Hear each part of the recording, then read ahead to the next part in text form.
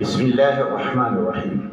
حضرات محترم، میں آج آپ کو بتانا چاہتا ہوں کہ کن کن وقتوں میں دعا قبول ہوتی ہے۔ سن لیجئے، جس طرح مخصوص اوقات قبولیت ہیں دعا کے اور وہ اثر رکھتے ہیں، اسی طرح انسان کے بعض حالات کو بھی حق تعالیٰ نے مقبولیت دعا کے لیے مخصوص فرمایا ہے، جن میں کوئی دعا رد نہیں ہوتی۔ وہ حالات یہ ہیں: اذان کے وقت، اذان و اقامت کے درمیان، حی علی الصلاۃ، حی علی الفلاح کے بعد۔ اس لیے جو کسی مصیبت میں گرفتار ہو، اگر وہ اس وقت دعا کرے گا تو انشاءاللہ العزیز پوری ہوگی، مجرب ہے۔ جہاد میں صف باندھتے وقت، جہاد میں گھمسان کی لڑائی کے وقت، فرض نمازوں کے بعد، سجدہ کی حالت میں، اور یہ وہ جگہیں ہیں جہاں پر نماز، جہاں پر دعا شرف قبولیت پا جاتی ہے۔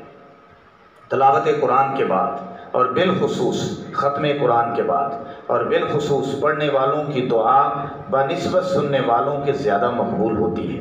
آب زمزم کے پینے کے وقت، مصیبت کے وقت، میت کے پاس حاضر ہونے کے وقت، یعنی جو شخص نزع کے عالم میں ہو اس کے پاس آنے کے وقت دعا قبول ہوتی ہے۔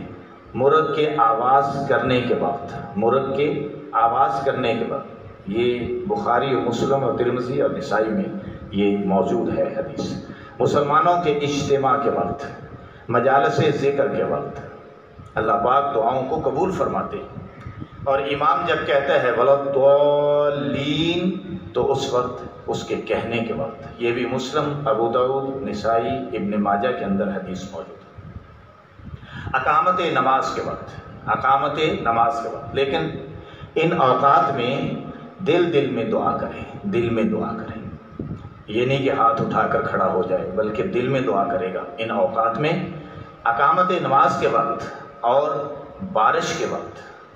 امام شافعی رحمۃ اللہ علیہ نے کتاب الام میں فرمایا کہ میں نے بہت سارے صحابہ اور تابعین کا یہ عمل سنا کہ بارش کے وقت خصوصیت سے دعا مانگا کرتے تھے، اور بیت اللہ شریف پر جب نظر پڑے تو اس وقت جو دعا بھی آپ کریں گے عند اللہ شرف قبولیت پا جائے گی۔ وآخر دعوانا الحمد للہ۔